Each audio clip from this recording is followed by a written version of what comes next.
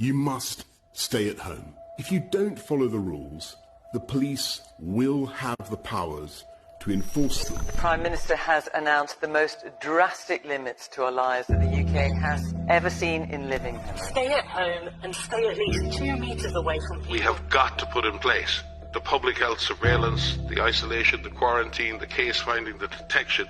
We have got to be able to show that we can go after the virus. What's your estimate for us being able to give someone we just met a hug?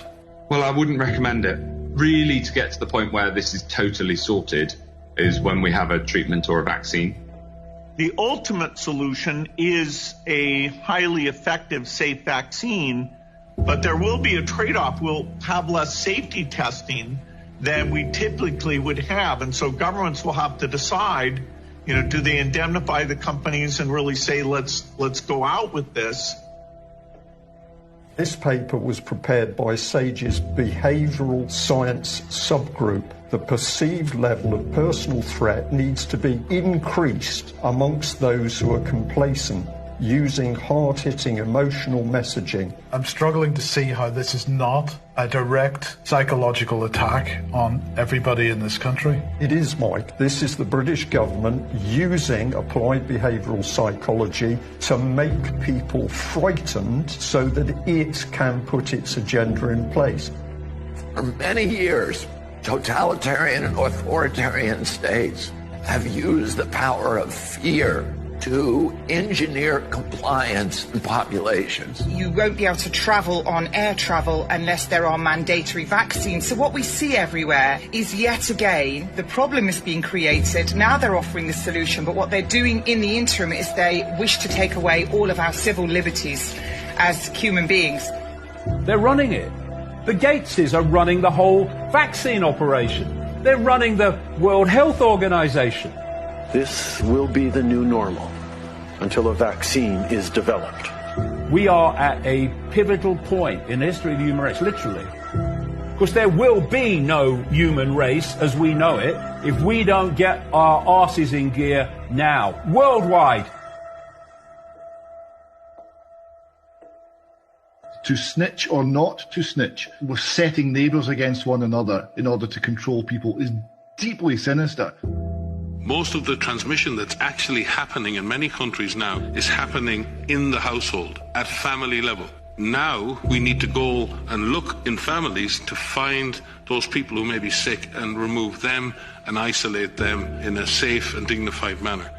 DCF's Division of Child Protection and Permanency may be called to take custody of your children. So should we do something now? Or are we going to roll over and let them take our kids? We're going to let them go door to door, declaring medical martial law on the parents, and then taking the kids. I am now directing medical officers of health that all confirmed cases are to be managed in a quarantine facility. You either get your tests done and make sure you're cleared, or we will keep you in a facility longer. So I think most people will look at that and say, I'll take the test. I don't care who you are, I don't care what walk of life you are from. The moment you start raiding people's houses or even organising a protest, you live in a dictatorship. I've been arrested for my daily walk, for walking down the street. Fascism! This is fascism! This bill enables the police to enter a home without a warrant. Madam Speaker, the police have never held that power. You need to open your fucking eyes, Australia, and understand what's happening. This isn't normal. This isn't a mild inconvenience. If you just follow the rules, everything's going back to normal. This is fucked up beyond belief how crazy this is.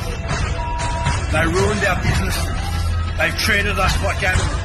They're kicking in doors without warrants and taking people away.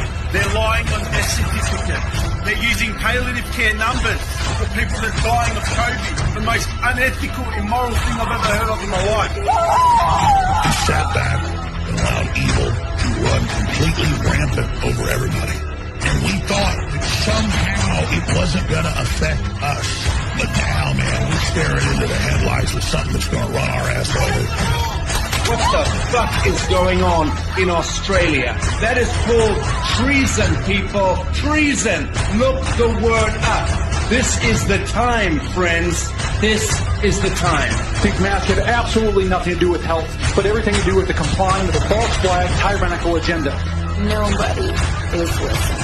They don't care what is happening to these people. אני מבקש מכם, צעירים, מבוגרים, לכו להתחסן. קחו את הדרכון הירוק שלכם. Protests are not safe. Protests are selfish. Protests are potentially very dangerous. This is also a test of humanity to see how much of our liberty we will let go before we finally draw the line under enough. We, the people, are waking up. They don't need celebrating. They need calling out. They need exposing for what they're doing. But you don't have a choice. People act like you have a choice.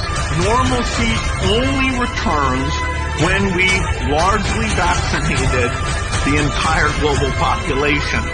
No, I will not cooperate with our own enslavement, and there are billions of us and a handful of you.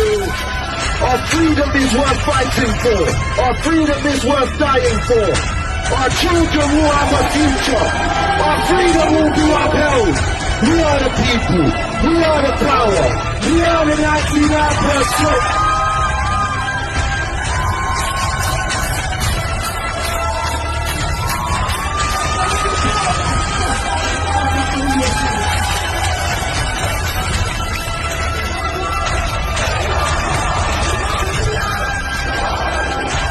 The sleeping lion is stirring, it's starting to wake, and when that lion roars, checkmate. Love ya.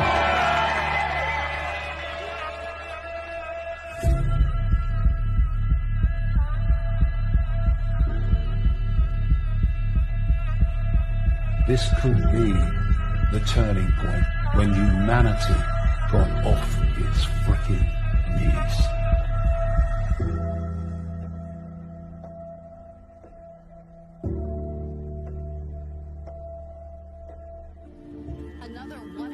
Our lives are shaped and guided by stories. The stories we're told become the stories we tell. The more we hear them, the more we believe them. When used as a tool, they help us to better understand who we are, where we came from, and where we're going. When used as a weapon, they can be deadly. One of the most dangerous stories we've been told is the one that goes something like this. Humanity is a failed experiment. We are parasites, a cancer, a virus. Human beings are a disease. It is a myth that permeates our movies, our music, our media, and our minds. As they say, repeat a lie often enough, it becomes truth.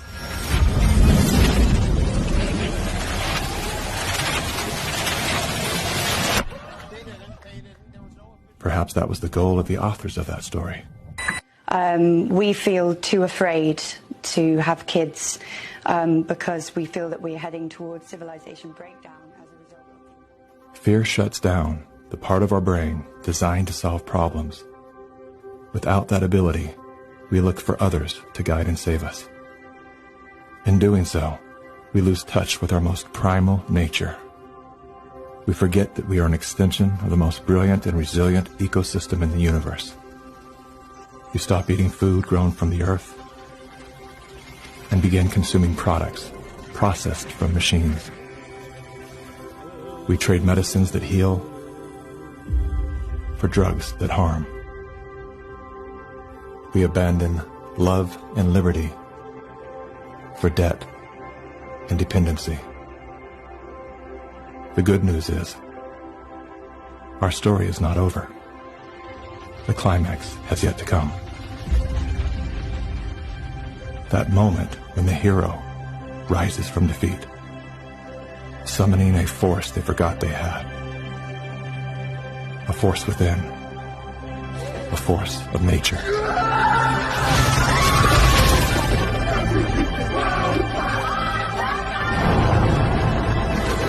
You people are the real thing. This